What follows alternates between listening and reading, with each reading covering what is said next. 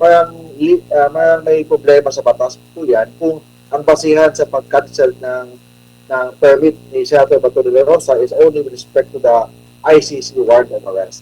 Kasi kung i-cancel po yan, kailangan mag-convicted ka na ng isang kaso or may drug-related ka or may violation sa pagkapit ng baril, yun lang pwede kang i-cancel. But because of ICC warrant lang, parang walang basihan po yan sa batas. Samantala, nandito na po si Attorney Mark Tolentino, host po ng programa dito sa SMNI na Pinoy Legal Minds. Magtatanong tayo sa mga legalidad, lalo na itong kinikwestiyon yung revocation po ng lisensya ng mga baril ni Senador Bato at maging yung sinasabing kailangang dokumento para sa pag-i-implement, pagsalakay ng isang lugar. At ano ba ang sinasabi sa usaping legal sa naging pag-walkout ng minorya kahapon sa Senado? Si Attorney Mark, maayong gabi, Admar MJ ang inyong makakasama. May buntag kasama MJ at kasama Admar. Ito yung kaibigan niyo sa Attorney Mark Tolentino. Opo, Attorney Mark, unahin ko lang muna yung itong pagkansila. Ano po ba ang sinasabi sa batas tungkol po sa kanselasyon ng lisensya ng baril? Yung tinatawag na yung lisensya kasi ng baril, ownership or yung pag-possess ng isang baril, it is not a right. It is a privilege. But kahit na pribileyo lang yan, hindi mo karapatan na own a license ng isang firearm, kailangan i-cancel man yan, it should be pursuant sa isang may legal basis and it should be pursuant sa batas. So, hindi pwede cancel lang yan dahil may ICC warrant of arrest. Kasi in the very first place, questionable pa yung ICC warrant of arrest kung legal ba yan or hindi legal or enforceable ba yan or hindi enforceable dito sa Pilipinas. So kung yun ang basihan, parang may problema sa batas po yan kung ang basihan sa pag-cancel ng permit ni Senator Bato de la Rosa is only with respect to the ICC warrant of arrest. Kasi kung i-cancel po yan, kailangan mag-convicted ka na ng isang kaso or may drug-related ka or may violation sa pagkapit ng baril, yun lang pwede kang i-cancel. But because of ICC warrant lang, parang walang basihan po yan sa batas. Opo, at sinasabi nga dito sa batas na nagre-regulate po sa pagdadala ng armas, itong RA 10591. So Section 39 po, mababasa rito yung grounds para sa revocation at cancellation. Hindi kasama doon ang possession of issuance ng ICC warrant of arrest. Opo, no? Siguro ang pwede nilang irason dito, pero ito yung questionable, itong commission of crime of offense involving firearms, wala namang ganun nang nangyari, at itong B, conviction of a crime involving moral turpitude or any offense where the penalty carries an imprisonment for more than 6 years. Linawin lang natin, ito ba ang pinatutungkulan lang dito ay kaso na convict siya dito sa Pilipinas, kaso na kinakarap niya sa mga local courts? Yes, tama yan. So local courts, well, hindi nakalagay doon na may kaso siya sa ICC or may ICC warrant of arrest siya. Very clear ang batas. So pwede lang cancelin yan kung may offense in relation sa paggamit ng baril, conviction of a crime involving moral turpitude. Kung kahit na may ganon, still in compliance with due process. Hindi pwedeng basta-basta i-cancel ang isang baril. Kailangan pursuant sa due process pa rin. I-comply pa rin ng due process, bigyan pa rin ng pagkakataon na magpaliwanag bago i-cancel ang isang lisensya to own a firearm. Opo. At dito naman sa Section 4 ay sinasabi naman dito yung standards and requisites for issuance or paano ka makakuha ng lisensya, ng mga requirements. Sinasabi rito, ang applicant dapat hindi convicted of any crime. Okay? Tapos sa A yun. Sa G naman, the applicant has not been convicted or is currently an accused of pending criminal case before any criminal court. So, nung nag-apply siya dito ng lisensya, wala naman siyang kasong kinakarap. Kaya nabigyan siya ng maraming maramas. Well, that's why ang issue lang dyan is dahil sa sa ICC warrant of arrest. So parang malabo yan or may problema sa batas ko yan. Sabi ko na violation yan ng karapatan ni Senator Bato de la Rosa. Bakit? Kasi ang ICC warrant of arrest, questionably pa yan sa Pilipinas. In fact, may pending pa na petition sa Supreme Court kung enforceable ba yan o hindi sa Pilipinas. Kasi very clear kasi, Edmar, ang judicial power, very clear sa ating sariling batas, judicial power can only be exercised by one Supreme Court and such lower courts established by law. So, sino bang may karapatan to exercise judicial power? Wala nakalagay doon na kasama ang ICC. Second, ang warrant of arrest can only be issued by the incumbent member of the judiciary. And who is the incumbent member of the judiciary? Meaning, Philippine courts or domestic courts. Hindi kasama ang ICC. Kung may warrant of arrest ng ICC, kailangan dumaan po yan sa tinatawag na domestic court ng Pilipinas. Opo. Dito naman sa balik tayo doon sa sa grounds. Isa rin sa grounds dito para ma-revoke is yung nasa letter J, by virtue of a court order, which is ang nababanggit mga local order lang po. Local court lang. So, Opo. kahit na may order pa yung ICC na yan, hindi automatic yan na i-implement dito sa Pilipinas. Una, hindi na tayo signatory ng Rome Statute. Pangalawa, kahit na signatory pa rin tayo, kailangan pa rin dumaan yan sa ating domestic court. Bakit? Judicial power can only be exercised by one Supreme Court and such lower courts established by Philippine laws. Hindi kasama doon ang ICC. Dito naman sa nagiging rason ng gobyerno natin ngayon na ang ICC ay court of law sa ilalim ng Doctrine of Incorporation. Ano po masasabi niyo po dito? Yung Doctrine of Incorporation, ibig sabihin doon that the international law shall be part of the principle of the international law shall be part of the law of the Philippines. So, tama naman yan, but still, hindi ibig sabihin na lamang ang international law sa Philippine Constitution. Mayroon pa rin tayong sariling batas, may Philippine sovereignty pa rin tayo. So, hindi tayo pwedeng diktahan ng any foreign country or any international tribunal. Kahit may international tribunal, dadaan pa rin yan sa Philippine domestic court. Yung mga nag-argue na dapat sundin ang international law, pwede sabihin nila yan doon sa China, sa Russia, sa Israel. Tingnan natin kung anong sasabihin nila. In fact, yung ICC na mga judges may warrant of arrest na sa Russia. Ibig sabihin, sinusunod po nila ang kanilang sovereignty. Unfortunately, dito sa Pilipinas, para pinapakain po tayo yung mga buhaya yung sa ICC, para pinapakain po tayo ng buhaya doon sa ICC. So, yun ang problema sa atin. Dapat ang government po natin has an obligation to protect Philippine citizens. Hindi pwede yan na parang ipabigay na lang po tayo kahit sino, kahit na-questionably po ang warrant of arrest na yan. Opo. Ang sino man na mali ang implementasyon nitong batas na ito, ano pong posibleng ikakaso sa kanila po, attorney? Ako yung mga bumali yung batas na, for example, arrestuin si Bato de la Rosa, pwedeng i-demanda sila ng illegal arrest. Kung mahuli yan, tapos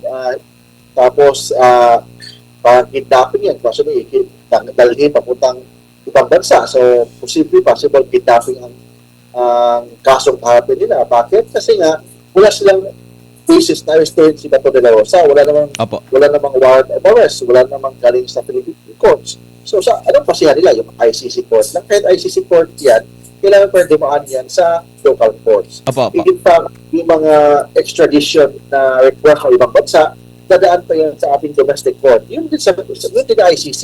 Kahit may ICC warrant yan, dadaan pa rin yan sa ating domestic courts. Pero dito po sa usapin ng revocation ng baril, kung mali po yung kanilang implementation nito, anong possible kaso po? Actually, abuse of authority yan. Violation yan ng due process ni Bato de la Rosa. Violation yan ng batas about owning a firearm. So, posible sila madimanda ng abuse of authority or yung tinatawag na posible dahil inabuso nilang authority nila, pwedeng graft and corruption din.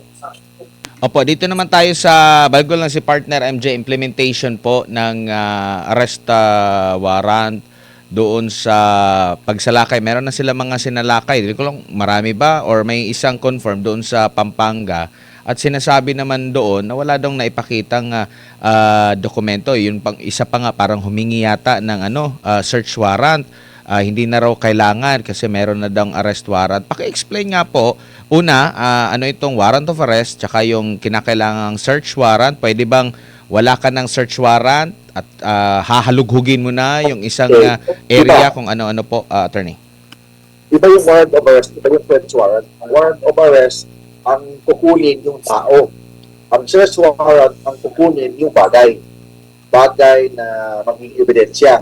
Yun ang tinatawag na search warrant. So, hindi pwede na halungkatin nila ang bahay ng isang tao na wala namang search warrant. First, dapat kung mag-aresto sila, dapat may probable cause sila na nandyan talaga. Hindi pwede based lang sa chismis, pwede may basihan sila. Otherwise, there will be violation of right to privacy ng isang tao. And pangalawa, ang basihan nila sa pag-aresto, hindi naman legally valid po yan insofar as Philippine law is concerned. Sabi ko nga, ang warrant of arrest can only be issued by the incumbent member of the Philippine Judiciary. Nakalagay po yan sa ating saligang batas. Philippine Judiciary, meaning Philippine courts. One Supreme Court and such lower courts established by law. Nakalagay po sa ating saligang batas na judicial power can only be exercised by domestic courts. Hindi ang ICC mag-exercise ng judicial power dito sa Pilipinas. Kung gusto na mag-exercise, dadaan pa rin yan sa ating domestic courts. So yung pag-aresto, paghalungkat, pupunta sa mga bahay nila na walang tamang search warrant, walang tamang warrant of arrest, pwede silang madimanda ng trespassing or any possible crimes. Opo, Attorney Mark, si MJ po ito. Pag-usapan po natin yung kontrobersyal na pag-walkout po ng Senate Minority sa kanila pong sesyon kahapon. Yung mga argumento kasi, Kuya Mark, sa pag-amend daw ng rules, kung papayagan ba ang isang incumbent senator na mag-attend sa Senate activities, lalo na sa plenary at sa mga committee hearings via teleconferencing. Anong masasabi mo doon, Kuya Mark, batay sa batas? Walang nakalagay sa batas na kailangan personal talaga pupunta sa mga meetings. In fact, when I was in the government or even now, sa government tayo, uso na po ang online meetings. Uso na po ang online sessions. So, mga konsyal na mga kilala ko, nagsisession sila, mga board member na kilala ko, nagsisession sila through Zoom. Yun din, in fact, yun din ang request nila when Senator De Lima was the senator, nakakulong siya sa Krame, ni-request po yan ng mga senador na ngayon nag-oppose na. So, saan yung kanilang integrity, saan yung tinatawag nila na prinsipyo na noong panahon ni De Lima nakakulong, gusto nila na may Zoom. Ngayon na si Bato de la Rosa ay pinaghanap na hindi pa sigurado kung valid pa yung warrant of arrest, ayaw nila ng Zoom. So, yung Zoom or modern technology natin, hindi yan pinagbawal ng ating saligang batas. In fact, in-encourage po ng ating saligang batas na lahat po ng mga elected congressman, senators should participate in the session. Kasi trabaho po nila yan. Otherwise, kung i-deprive po nila yung isang tao na isang congressman o senator na mag-participate, it may violate yung right of representation ng mga taong bayan na naghalal sa kanila. Opo, actually, wala pa sila doon sa stage na yun, Attorney Mark, dahil ang pinag-uusapan pa lang nila is yung yung probability na ito'y baguhin agad sa plenary. Kasi yung kinikusyon kahapon ni former Senate President na Minority Leader Tito Soto, paano raw naibalik sa plenary yung motion ni Senator Marcoleta gayong wala pa raw nabubuo na mga miyembro ng Committee on Rules. Kasi ang tradisyon daw sa Senado, dapat dumaan muna sa hearing, dumaan muna sa Committee on Rules, gumawa ng committee report, bago raw po matalakay sa plenary. Sabi naman ni Attorney Alan Peter Cayetano, mas supreme daw, Attorney Mark, yung motion, plenary is supreme, na doon baguhin po yung mga rules dyan po sa Senate. The rules of the Senate can be suspended at any time, depende sa mga senador.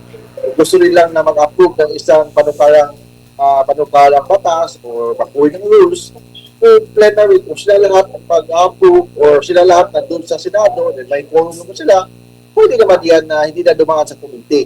So, possible yan basta approved by the plenary. Hindi Opo. naman bawal po yan. Opo, at saka tingin niyo po ba, Kuya Mark, dapat pa itong idulog sa Supreme Court? Rules lang ito ng Senado. Yung Supreme Court, pwedeng please lang dumulog doon pag may paglabag na o may grave abuse of discretion. Hindi pa naman, wala pa namang nalabag, wala pa namang na-approve. Didiscuss pa lang naman nila. So, kahit na i-discuss nila yan, basta approved by the majority ng Senado, yung Supreme Court, sa hindi na makikialam yan sa internal rules ng Senado.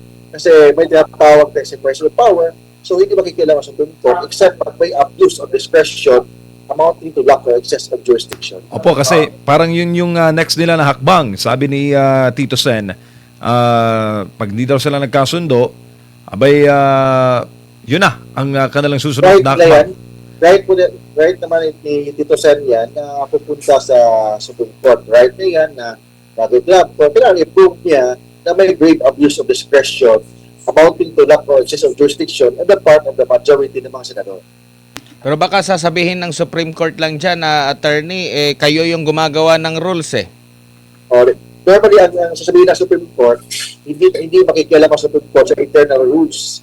Hindi makikialam ang Supreme Court sa anong desisyon ng mga senador sa internal rules po nila.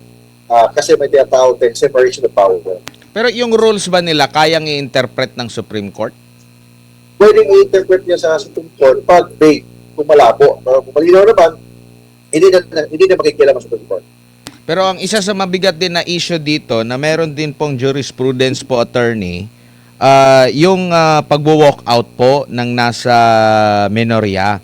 Kasi nga po, sa Senado, kung merong hindi pagkakaintindihan talaga, lalo na yung sa implementation ng kanilang rules, yun nga, yung botohan, magkakaroon po ng botohan. Kasi nga, may ibang interpretasyon yung isang panig, may ibang interpretasyon yung isang panig. Ito yung paulit-ulit sa nabi kahapon ni Senate President Alan Peter Cayetano na hahaba ito, meron kaming sasabihin, meron din kayong punto, magbotohan na lang po tayo. Pero imbis na magkaroon ng botohan, nagkaroon po ng pag-walk out. Pero meron na pala... Ayaw nila. Opo. Normal, galit yung mga minority kung yung word na botohan. Kasi matatalo sila sa botohan. So, yun ang problema. But yung pag-walk out, lahat ng senador kasi is not above the Senate. May parliamentary privilege yung mga senador. But it is not a license na manggulo doon. Kung may mga dissenting opinions sila, ayaw nila sa isang panukala, it is protected because senador sila. But disorderly kung mag-misbehave sila doon, pwede sila disciplinary action o ethics committee. Meron pong nangyari noong 1949, 1949, yung Avellino versus Cuenco po, attorney, na medyo malapit sa mga pangyayaring ito kasi nung time na parang ikikriticize na yata nila yung Senate President, biglang nagpukpok, biglang nag-adjourn, nag-walk out kasama yung kanyang mga kasanggang mga senador. Ang ginawa nung naiwan na senador, nagpatuloy sila, nagboto sila ng panibagong acting Senate President. Kinwestiyon ito ng Senate President na talo yung Senate President na yon dahil wala namang kumbaga tama yung proseso po, attorney. Ano masasabi niyo po dito? Yung Senate President kasi nakakaupo dyan, base yan, basta makuha niya yung majority ng mga senador, siya yung Senate President. Pag Senate President ka, may obligasyon ka na i-maintain ang order, peace and order sa Senado. Pag may nang gulo ng mga senador, may authority siya na tawagin ang Sergeant at Arms to restore order and enforce lawful authority, including may right siya to order arrest sa isang misbehave na senador. Kung maggulo ang senador, for example, yun, naggulo, nag-walk out, tapos didistract niya ang proceeding doon, didistract niya ang proceeding, pwede, kung maggulo lang pwedeng mag-order ang isang Senate President na arrestuhin yung mga senador na nag-misbehave. Sabi ko nga, ang parliamentary privilege is not a license for chaos. Pwede ka mag-dissent sa mga debate, mga ayaw mo sa mga panukala, you can oppose, right, ng senador yan. So, hindi kasama doon ang pag-conduct ng misbehavior or disorder behavior doon po sa plenary. Opo. Na-question din ni Senador Marcoleta kasi nag-umpisa sila na may quorum. Tapos sinadya ng mga kasamahan niya na magkaroon ng hindi na maabot yung para sa quorum. Pero meron pong pangyayari din last 1997 naman, panahon ni Joker Arroyo versus De Venecia din, na sa sa Kongreso, pwede naman pa rin may quorum basta nandun lang sa loob ng kahit hindi sa plenary, basta nasa premises po. So ibig sabihin, meron pa rin quorum kahit na umalis sila doon sa plenaryo. At pwede bang ipatawag ni Senate President? Parang meron dong ginawa dati. Hindi ko lang alam kung confirm ba to. Na meron ginawa na pinatawag lahat ng mga na nandito lang naman kayo. Pwede ipatawag kung matigas ang ulo, pwede ipa-arresto. Forcing them to attend the plenary meeting, plenary session. Opo, Attorney Mark, may mga debate kasi ngayon sa social media hinggil po dito sa pagko-convene ng Senate Impeachment Court. Dapat po ba o plus points po ba na ang isang Senate President, isang abogado? Plus point yung isang abogado yan kasi court na kasi yan. Pag court kasi, ang impeachment court, hindi yan based sa debate, based on your common sense. Pag court kasi, based on law, based on jurisprudence, and based on evidence. So dapat may background ka sa law of evidence, rules of evidence, rules of court. Bakit may background ka sa rules of court? Kasi ang rules of court ay supplementary. Kasi supplementary, pag wala sa rules of impeachment, the rules of court will apply. Kasama doon yung rules of evidence, yung admissibility of evidence, how to impeach the witness, how to present evidence. So, dapat may background ka sa rules of evidence and rules of trial practice. Pag hindi ka abogado, paano mo magawa yan? That's why, mas malaking punto kung ito ay isang abogado na may alam sa batas at may alam sa rules of evidence. Pero pwede naman daw ang non-lawyer kayo, Mark, na mag-cite ng mga jurisprudence kung pag-uusapan po ang batas. Hindi bawal. Wala nakalagay sa ating saligang batas na hindi bawal ang non-lawyer. But of course, in practice, mas lamang talaga pag abogado ang presiding officer. Opo. Pwede rin, meron ding nananawagan at meron na rin tayong history attorney na merong nagawing presiding officer ang isang Chief Justice noong panahon ni ERAP. Chief Justice, yes, tama. Ang Chief Justice opo, naging presiding officer only pag ang akusado ang presidente ng Pilipinas. Okay. Pero still, kung ito pa rin kasi naririnig natin itong suggestion. Ang Chief Justice or ang Supreme Court ngayon, attorney, meron din ganitong hinahawakan na kaso kaugnay din sa impeachment. Magde-decide din sila kung constitutional or unconstitutional din. Kung Chief Justice maging presiding officer lang siya, but wala siyang karapatang bumoto. So, presiding officer lang siya, but hindi siya bumoto kung i-convict or i-acquit ang isang akusado sa impeachment court. Hindi kasama sa botohan ang Chief Justice kung maging presiding officer man siya. At still, pwede pa rin, attorney, na pwede pa rin, kumbaga, mauulit pa rin yung nangyaring senaryo nung unang pagsampa ng impeachment na hindi na itinuloy ng Senado ang trial kay VP Sara if mag-decide na ang Korte Suprema ukol doon sa pag-question ulit. Yes, kung may Supreme Court decision na illegal yung procedure sa impeachment, pwede hindi na matuloy ang impeachment. So, kung walang Supreme Court decision, matuloy talaga impeachment kasi mandatory yan ng mga senador na tuloy ng trabaho nila bilang isang impeachment court. Opo. Attorney, daghang salamat sa imong oras ug higayon amping sa kanunay. Maraming salamat po. Thank you, sir.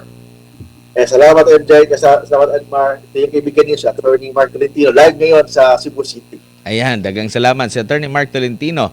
Atin pong nakasama mga kapartner ukol nga po dito sa mga debate, usaping legal sa mga ganap ngayon dyan sa Senado, enforcement doon sa revocation ng lisensya ng baril at maging yung enforcement ng arrest warrant or search warrant po